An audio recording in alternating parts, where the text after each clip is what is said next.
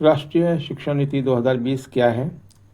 यह भारत सरकार द्वारा 29 जुलाई 2020 को जारी की गई नई शिक्षा नीति है, जो स्कूली शिक्षा से लेकर उच्च शिक्षा तक में व्यापक सुधार लाने के लिए बनाई गई है।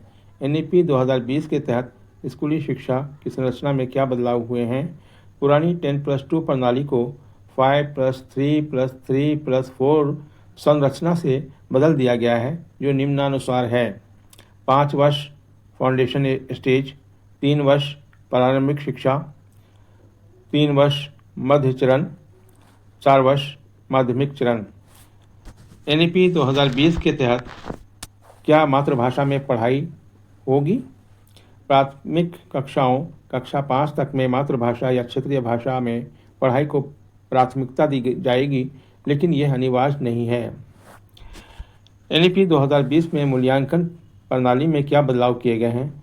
परीक्षा का दबाव कम करने के लिए निरंतर और समग्र मूल्यांकन (CCE) पर जोर दिया गया है तथा कक्षा 3, 5 और 8 में बोर्ड स्तरीय मूल्यांकन होंगे। एनईपी 2020 में उच्च शिक्षा के लिए क्या बदलाव किए गए हैं? प्रमुख बदलावों में मल्टीपल एंट्री एग्जिट सिस्टम, 4 वर्षीय स्नातक डिग्री और राष्ट्रीय उच्च शिक्षा नियामक प्राधिकार की स्थापना शामिल है। एनईपी 2020 में व्यावसायिक शिक्षा को स्कूलों में कैसे जोड़ा गया है? कक्षा 6 से व्यावसायिक शिक्षा शुरू की जाएगी, जिसमें इंटर्नशिप और प्रैक्टिकल लर्निंग शामिल होगी। क्या एनईपी 2020 में बोर्ड परीक्षाएं खत्म हो जाएंगी? नहीं, लेकिन बोर्ड परीक्षाओं को अधिक सरल और ज्ञान आधारित बनाया जाएगा। एनईपी 2020 के तहत शिक्षकों की भर्ती और प्रशिक्षण में क्या बदलाव हुए हैं? शिक्षकों के लिए बीएड कोर्स को 4 वर्षीय इंटीग्रेटेड डिग्री में बदला जाएगा। साथ ही शिक्षकों को नियमित प्रशिक्षण और प्रोफेशनल डेवलपमेंट के अवसर मिलेंगे। एनईपी 2020 में क्या डिजिटल शिक्षा को बढ़ावा दिया गया है? हाँ, नेशनल डिजिटल एजुकेशन प्लेटफॉर्म और ऑनलाइन कोर्स को बढ़ावा दिया गया है।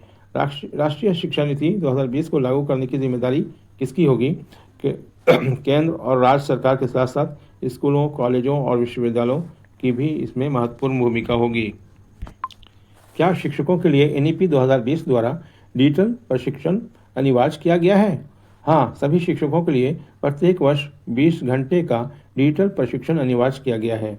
दीक्षा जय गुरुजी स्वयं प्लेटफॉर्म क्या है? दीक्षा भारत सरकार द्वारा विकसित डिजिटल शिक्षा मंच है, जिसे स्कूली शिक्षा और शिक्षकों के प्रशिक्षण के लिए बनाया गया है। स्वयं भारत सरकार द्वारा उच्च शिक्षा, व्यावसायिक शिक्षा के लिए विकसित मुख्य ऑनलाइन लर्निंग प्लेटफॉर्म है।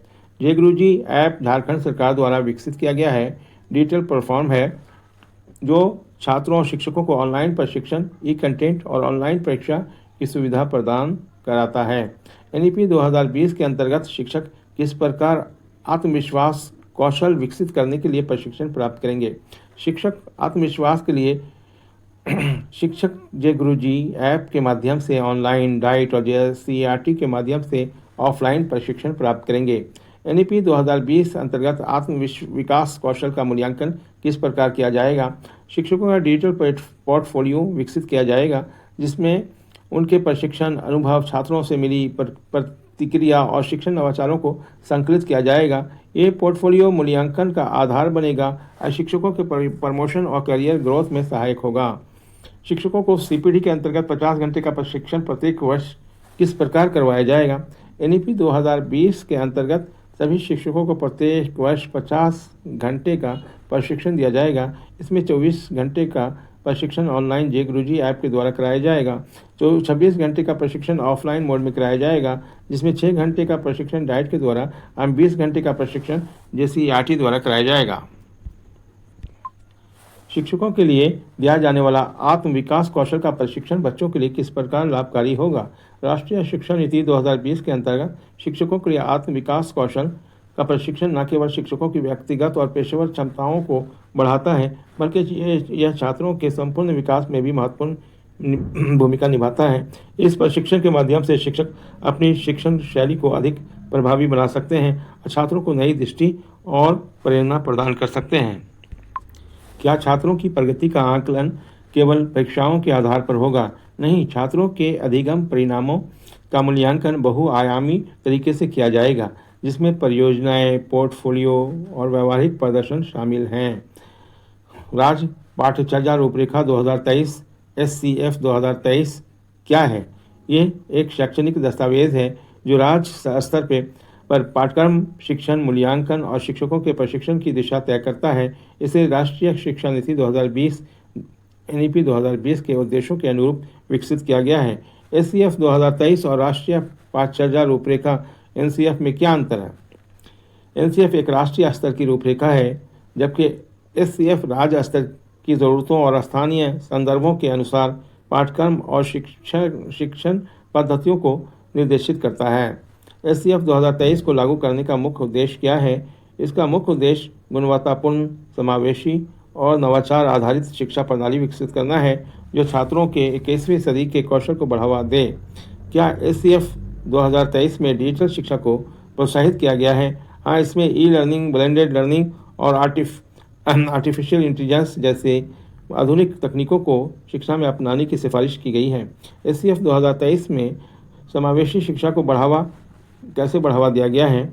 इसमें दिव्यांग बच्चों, बालिकाओं और वंचित समुदाय के लिए विशेष नीतियां और संसाधन विकसित करने की बात कही गई है।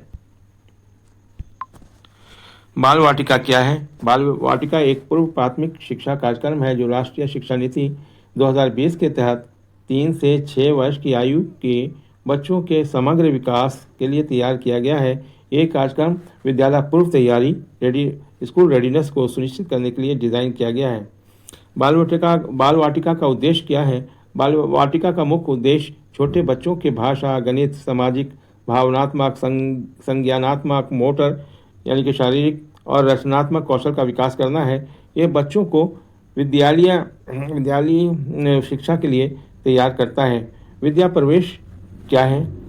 विद्या प्रवेश एक स्कूल रेडीनेस मॉड्यूल है जिसे कक्षा 1 में प्रवेश करने वाले बच्चों के लिए विकसित किया गया है। इसमें 12 सप्ताह की गतिविधि आधारित शिक्षण योजना होती है जो बच्चों को औपचारिक शिक्षा के लिए तैयार करने में मदद करती है।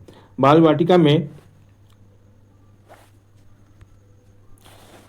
में पढ़ाई का तरीका कैसा होता है? बाल वाटिका में पढ़ाई खेल आधारित, प्ले बेस्ड गतिविधि आधारित और अनुभवनात्मक एक्सपीरियंशियल शिक्षण के माध्यम से होती है। इसमें कहानियाँ, चित्र, खेल, संगीत, कला, नाटक और जैसी गतिविधियाँ शामिल होती हैं जिससे बच्चे सहजता से सीखते हैं।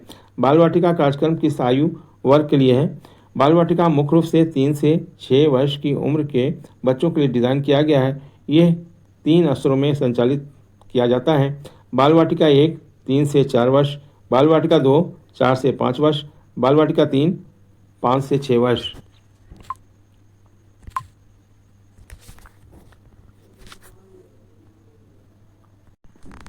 क्या बाल वाटिका में कोई पाठ्यक्रम होता है? हाँ, बाल वाटिका का पाठ्यक्रम राष्ट्रीय शिक्षा नीति 2020 और NCERT द्वारा विकसित फाउंडेशनल स्टेज पाठ्यचर्या पर आधारित होता है। इसमें भाषा, गणितीय कौशल, सामाजिक और भावनात्मक विकास, रचनात्मकता और शारीरिक गतिविधियों पर ध्यान दिया जाता है। विद्या प्रवेश मॉड्यूल में कौन कौन से प्रमुख घटक शामिल हैं? विद्या प्रवेश मॉड्यूल में निम्नलिखित प्रमुख घटक शामिल हैं: भाषा और संवाद कौशल, listening, speaking, reading, writing skill, संख्यात्मक और गणितीय कौशल, सामाजिक और भावनात्मक विकास, संगीत, नृत्य, कला और रचनात्मक गतिविधियाँ, शारीरिक गतिविधियाँ और खेल। बाल वाटिका में मूल्यांकन कैसे किया जाता है? बाल वाटिका में कोई औपचारिक परीक्षा नहीं होती है। बच्चों का मूल्यांकन खेल आधारित और अवलोकन के आधार पर किया जाता है। शिक्षकों द्वारा बच्चों की प्रगति को कहानी, चित्रकला, संवाद और गतिविधियों के माध्यम से देखा जाता है। माता पिता की भूमिका बाल वाटिका में क्या होती है? माता पिता की भूमिका बहुत महत्वपूर्ण होती है। उन्हें बच्चों के साथ संवाद करना, उनकी जिज्ञासा को बढ़ावा देना, पढ़ने की आदत डालना और घर पर भी खेल और गतिविधियों के माध्यम से सीखने में सहयोग करना चाहिए। धन्यवाद।